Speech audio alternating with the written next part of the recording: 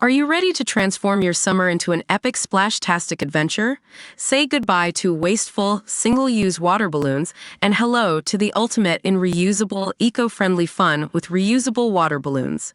Check out the link in the video description to get yours on Amazon today. A new voter ID bill aims to keep illegal migrants from voting for President Biden in the 2024 election cleared the House, with the help of several Democrats. The SAVE Act would force election officials to verify citizenship of voters. It has the strong backing of Donald Trump, who urged the House to pass it, or else go home and cry yourself to sleep. Speaker Mike Johnson insisted legislation to make voters prove their citizenship could be one of the most important bills to go through Congress in a lifetime. This will be one of the most important votes that members of this chamber will ever take in their entire careers, he said on the House floor Wednesday. And it's an issue we never thought we would have to actually address. But that moment has come to us now, he added. Interestingly, 5 Democrats helped get the bill across the finish line in the House 221 to 198. But it faces a certain death in the Democrat-controlled Senate, and President Biden has also threatened to veto the legislation.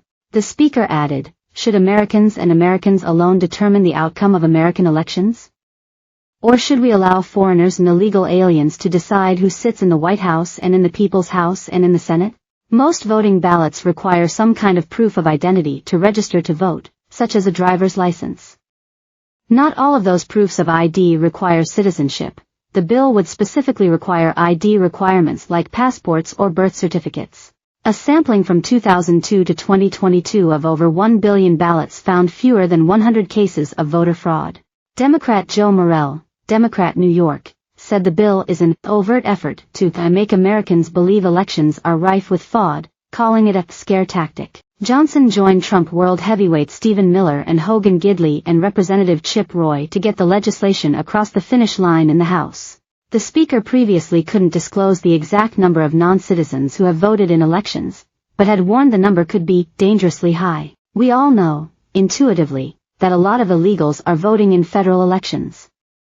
But it's not been something that is easily provable. We don't have that number. This legislation will allow us to do exactly that," he said at a press event in May. Non-citizens who vote in federal and state elections are already breaking the law and putting themselves at risk of jail or deportation. A small handful of municipalities in California, Maryland, and Vermont allow illegal immigrants to vote in local elections. But federal law currently prohibits requiring documentary proof of citizenship in federal elections. Arizona requires it for state elections. If a nefarious actor wants to intervene in our elections, all they have to do is check a box on a form and sign their name. That's it. That's all that's required, Johnson said.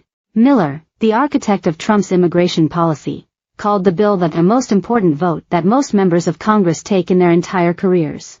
If this bill does not become law, then Joe Biden and Democrats will have engineered one of the greatest interferences in any democratic nation in the history of the world.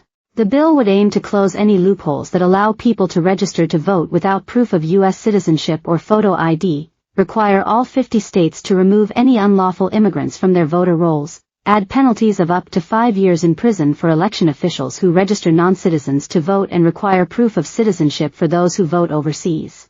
There's little evidence that non-citizen voting is impacting election outcomes, and unlawful immigrants often steer clear of giving out personal information for fear or being caught by immigration authorities.